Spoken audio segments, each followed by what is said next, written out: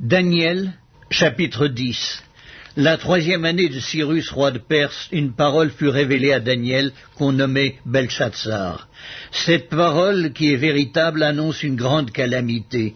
Il fut attentif à cette parole et il eut l'intelligence de la vision.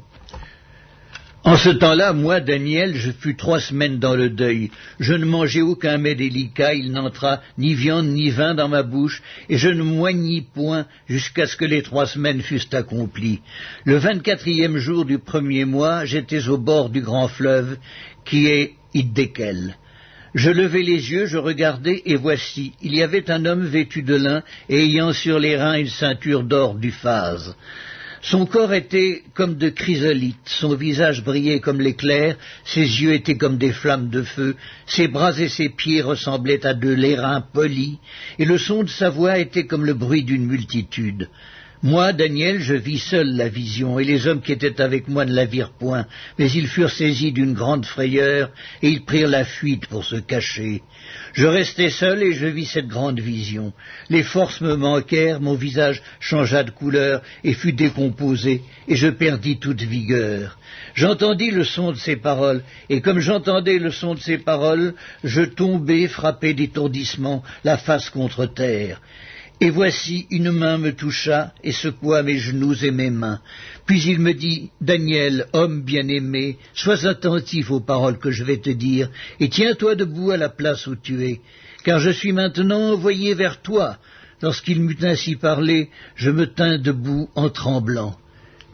Il me dit, « Daniel, ne crains rien, car dès le 1er jour où tu as eu à cœur de comprendre et de t'humilier devant ton Dieu, tes paroles ont été entendues, et c'est à cause de tes paroles que je viens.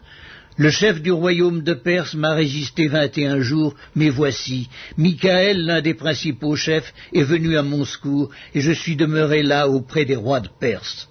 Je viens maintenant pour te faire connaître ce qui doit arriver à ton peuple dans la suite des temps, car la vision concerne encore ces temps-là. » Tandis qu'il m'adressait ces paroles, je dirigeai mes regards vers la terre et je gardai le silence.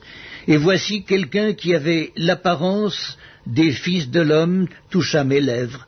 J'ouvris la bouche, je parlais, et je dis à celui qui se tenait devant moi, « Mon Seigneur, la vision m'a rempli d'effroi, et j'ai perdu toute vigueur.